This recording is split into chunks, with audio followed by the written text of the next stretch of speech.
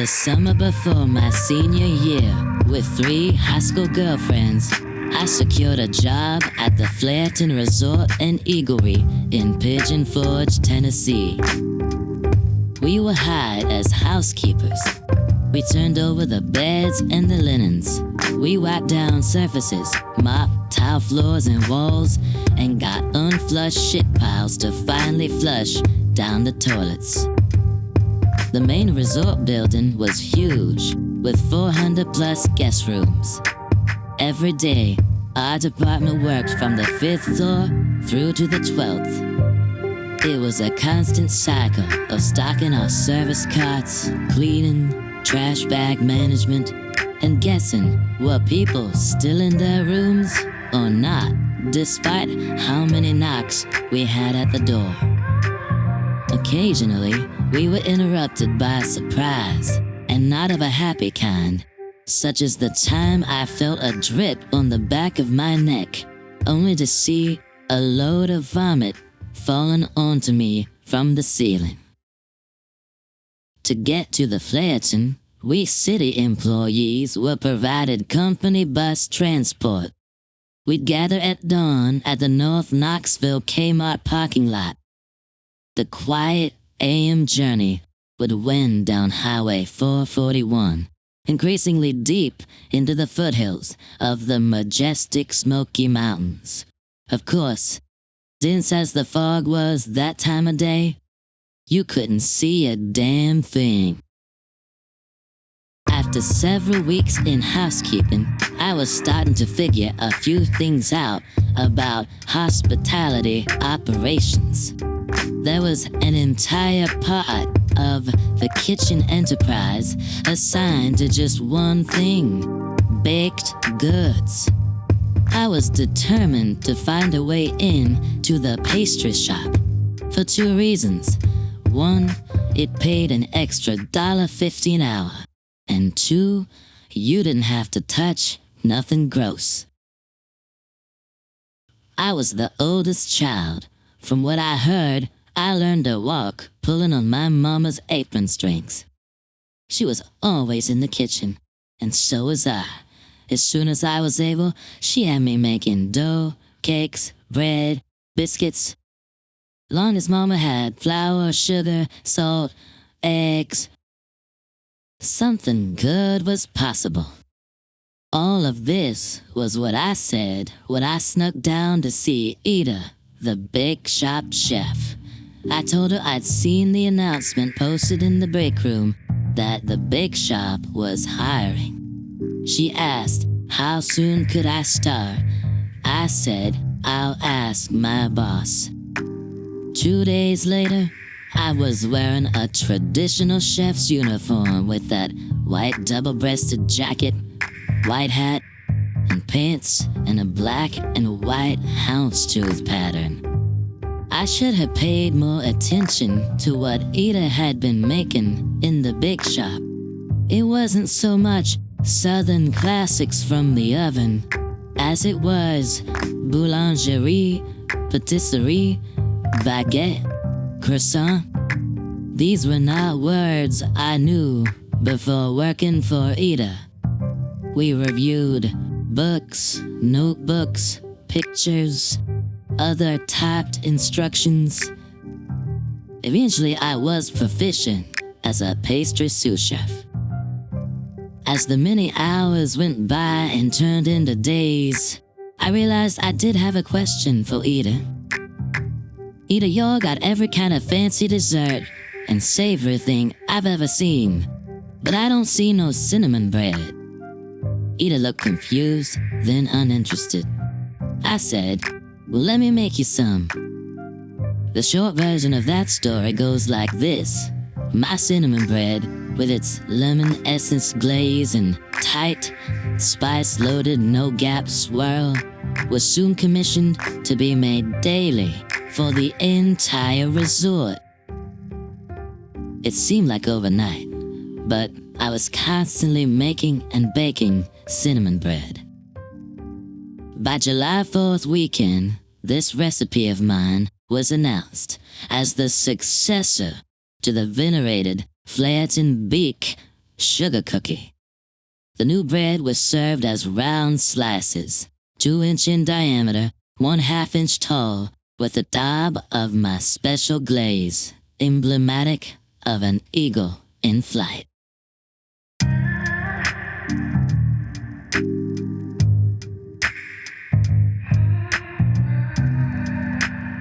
At the end of every workday, I made my way to the back loop of the main resort building, the cordoned-off service corridor. It led to a line of repurposed school buses, now painted blue, with the resort's eagle logo. Work got off at 5 p.m., and unless you were trying to flirt with disaster, you were aboard the bus well before the 5:30 departure time. Now, I was the original ringleader of us 4 housekeeping girls from Knoxville. Me, Kriana, Michelle, and Nikki had started this summer escapade together. But then I'd left the original plan for my new one. I saw them every day I worked. It was awkward. But maybe I should back up even more, because back in April, I'd explained to the girls what I'd heard a few women in the beauty shop talking about. That the 1982 World's Fair and all the money and attention and heart put into it had been far better off for Pigeon Forge and Gatlinburg than the scruffy city as we were known. Where was our boom 10 years later? Before my dad died, he'd been a worker for the fair and the plans preceding it. He built out one facility downtown after another. Have you been to the old city? All kind of conference rooms, exhibitions, built by my father there. But after the fair had gone, no one kept coming back. Instead, it was the close side of Smoky Mountains National Park that got all the people and all the money. Didn't their success belong to me? Belong to us? Dad said the gold ball on the stick downtown was a phallus, perennially sticking it to us, distracting us from wealth established up in those mountain preserves. Was he right? I didn't know. But I felt like I was getting closer to figuring more things out by having a summer at the Flairton Resort. Any of us in Knoxville deserve the good pickings from down there. I was done with babysitting in my boring neighborhood, hearing one gossipy story after another from a housewife or a kid or maybe the delivery man himself, wondering about some news he'd heard. That was just watching time go by. Well, I came to try my luck among the vacation class, and I had 3 fellow explorers along my side, 2 of which were on their way to hating my guts.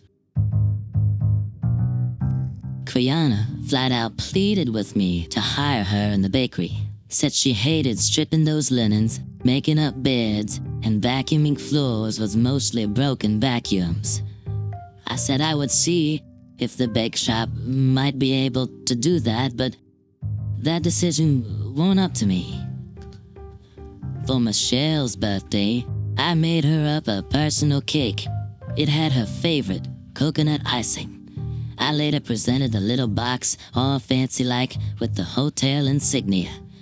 She took it on the bus ride home, not smiling on nothing. That was super dumb in retrospect. Once at home, she probably dropped it straight in the trash. I'd known Michelle and Kriana since the 9th grade. We'd always been friends, sometimes close friends. But now they added me to their daily roles and responsibilities, the job of avoiding Elizabeth. They would gather on the front of the bus in the mornings and at night. I took it as my plight to stay far away, and I would head to the back. Now Nikki, I had known for a couple years, but we had only really gotten to know each other a bit in recent months. She was a grade younger, old enough to have a quote-unquote real job, where they tax you, Social Security you, and the rest of it. Nikki's father was a professor at Knoxville College. She was smart. So maybe it was her naivety or cheerful disposition or something else. But her job in housekeeping didn't seem to get to her. She never complained or seemed thrown off. Or maybe she was just a very decent person. I ended up talking to Nikki about the cinnamon bread phenomenon. I had to tell someone. She thought it was crazy, and she thought I was gonna be famous. I said, well, I was already sick of making the same thing every day, so if fame was coming, it better come soon. Nikki reminded me how the maids were trained to finish turning over a guest room, leaving a folded toilet paper bird atop the back of each commode.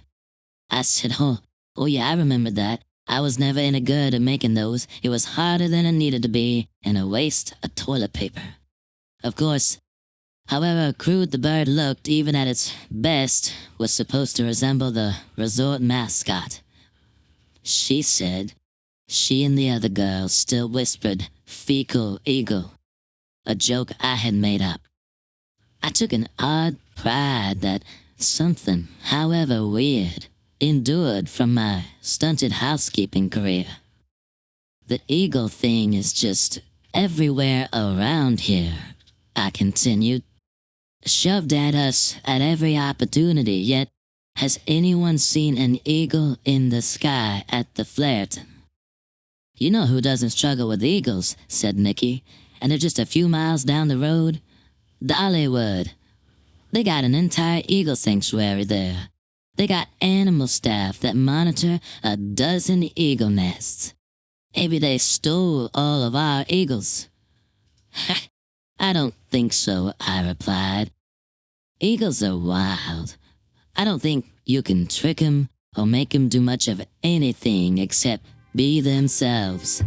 Eagles go where they please.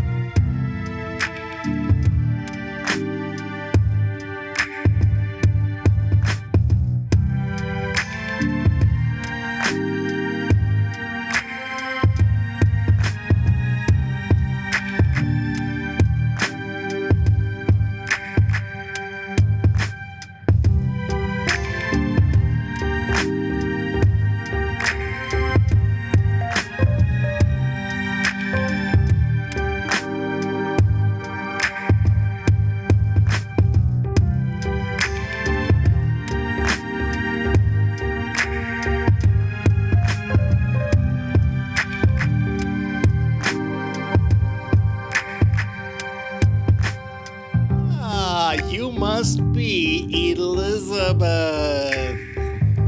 In early August, out of the blue, the head of the entire resort entered our stuffy little bakery, Mr. Guinness Grayson. Wearing his clean, pressed dark blue suit and tie, he stood in contrast to Ida and I, partially covered in flour, as you could see by our company-issued brown aprons. Ida said, Mr. Grayson, it is so nice to see you today.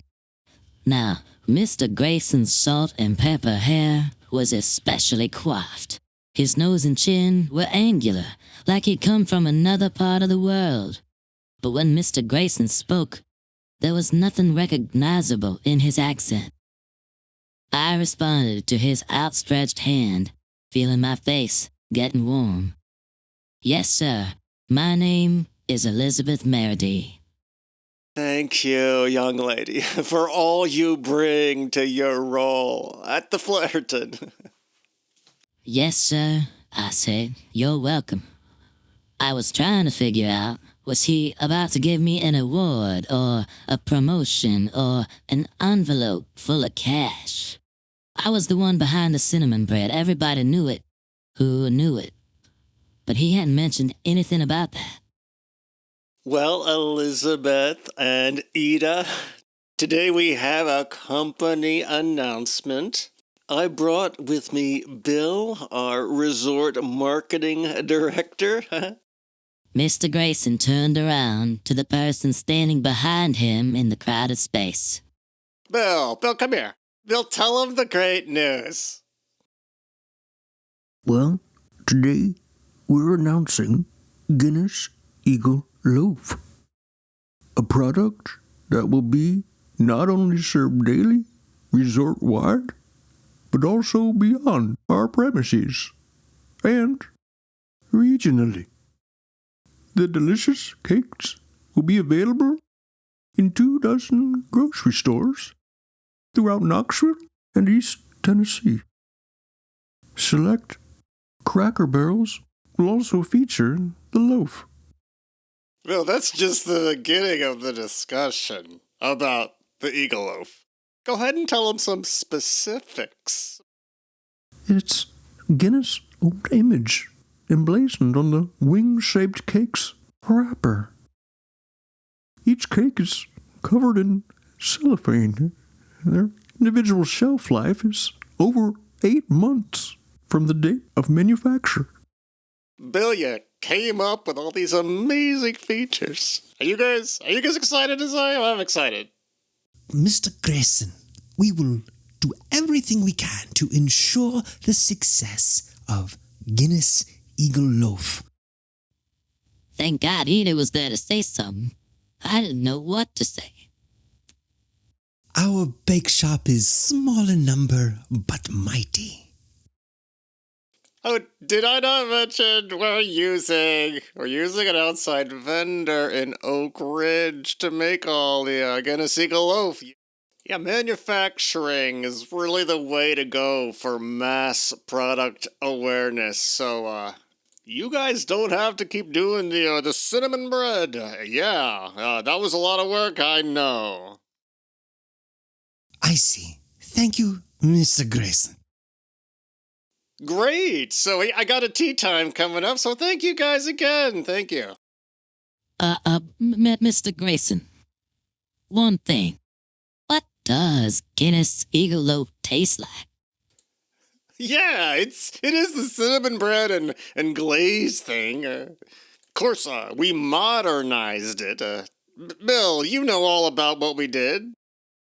It was important to update the recipe for factory manufacture. The new recipe retains a cinnamon bread adjacent flavor profile, but with a 75% cost reduction. Thanks to the use of partially hydrogenated vegetable shortening, high fructose corn syrup, guar gum, and flour substitute derived from corn kernel endosperm, the loaf doesn't require eggs or gluten. Bill, where does it come from? The genius! Ida could feel how crestfallen I was, how I'd been switched off like a light. The atmosphere in the room had changed. She responded with a trademark positivity. Well, without the cinnamon bread concerns in-house, we will have more time to focus on buttery macaron and crisp millefeuille. Mr. Grayson, I said, just as he was turning around to head down a long service hallway and likely back to the executive offices. Mr. Grayson, how come there's every kind of eagle design, eagle cookie, eagle pun, but not a single live eagle anywhere at the Flareton? Bill, do you remember those staff town meetings we'd have? Yeah, we used to have them occasionally. This reminds me of the stuff that would come up. So, Elizabeth, sub Rosa, the guests, the staff, and no one really, just no one even cares. Isn't that right, Bill? Guest surveys, marketing research, brand identification tests. It all shows resort consumers want affordability, clean rooms, a golf course, covertly providing the players a sense of superior golfing ability. They would like a cost-efficient restaurant, including inexpensive ribeye steak, and they wish for a swimming pool based around their children's enjoyment and safety. There's no mention of natural beauty, endangered species, or any particular bird. The real eagles the people want to see at the Flareton are the ones inscribed on cold hard cash in the pockets they have as they drive home.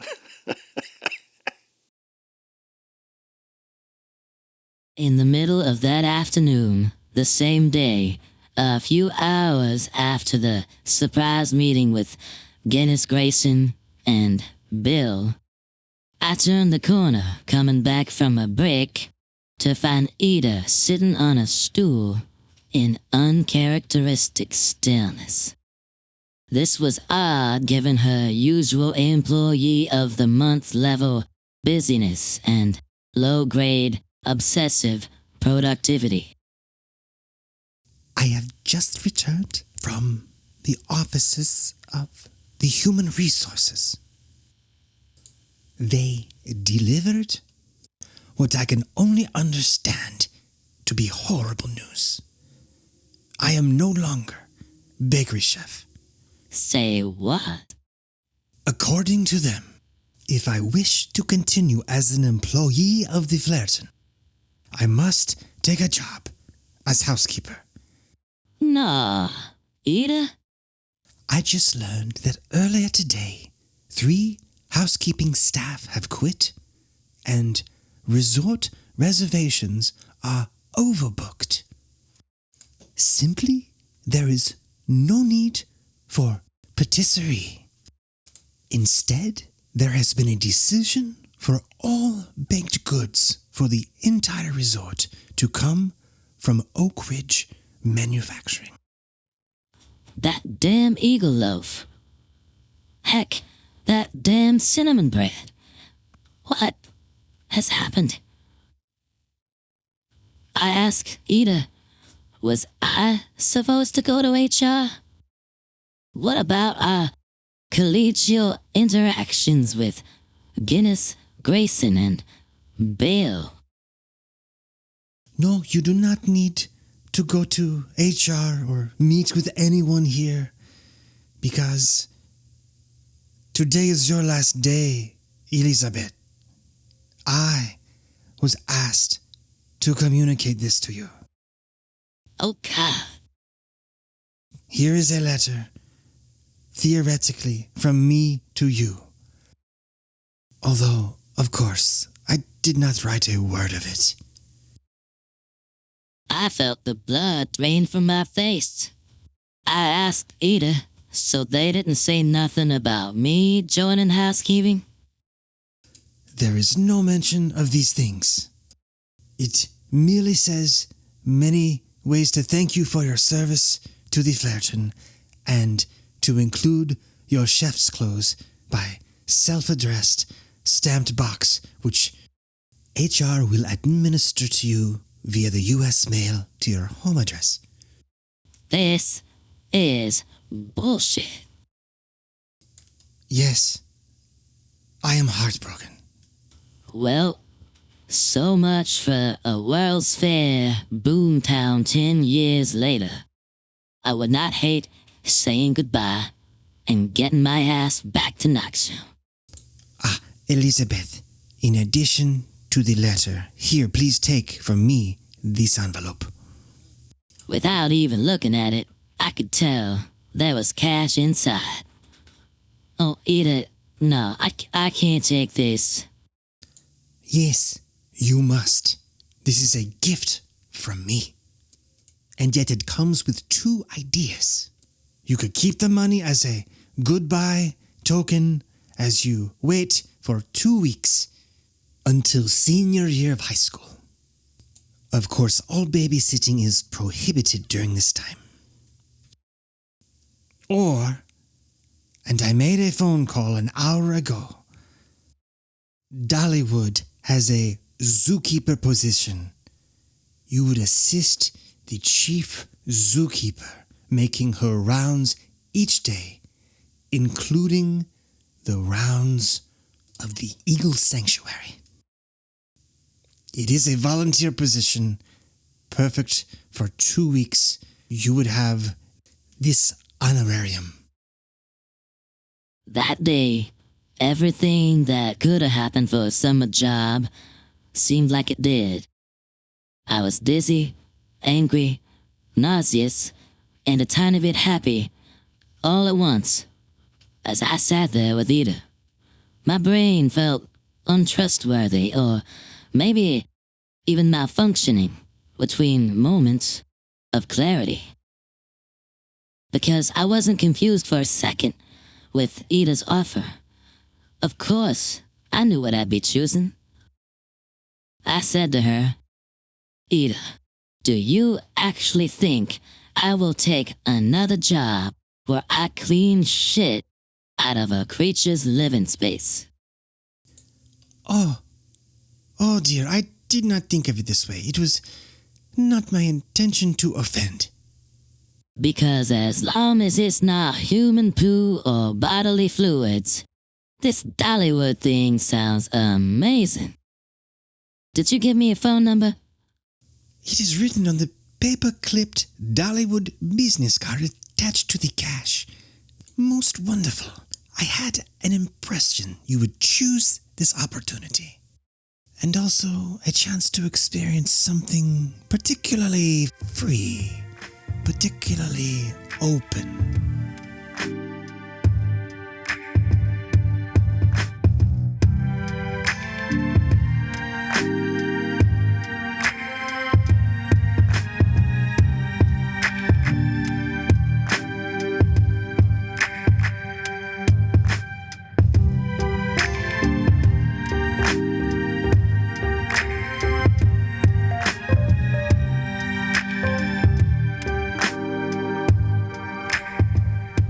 Thank you so much for listening to this production from the Attentionist entitled Sub Rosa. The music for this episode was created by musician New Alchemist with a $sign for the S. And the name of the track used and edited and manipulated a bit by me, Your World. And I really appreciate New Alchemist and the chance to use this licensed music. For more information on this podcast / work that I do, you can go to the Attentionist.com website. You can also support the show going to patreon.com, looking for my name, spelled with a J, Geoffrey, Geoffrey, Geoffrey Little. And there's goodies as you begin a paid subscription, and it really helps the show and helps support the endeavors that go on to make these productions possible. So thankful for the Patreons that are already a part of this. Thank you, Patreons. If you'd like to give me any feedback of any kind, do write. My email, lilwhq@gmail.com. Thank you again for being a part of these many episodes that are available. I look forward to the next time I'm able to release something for you. Until then, thank you.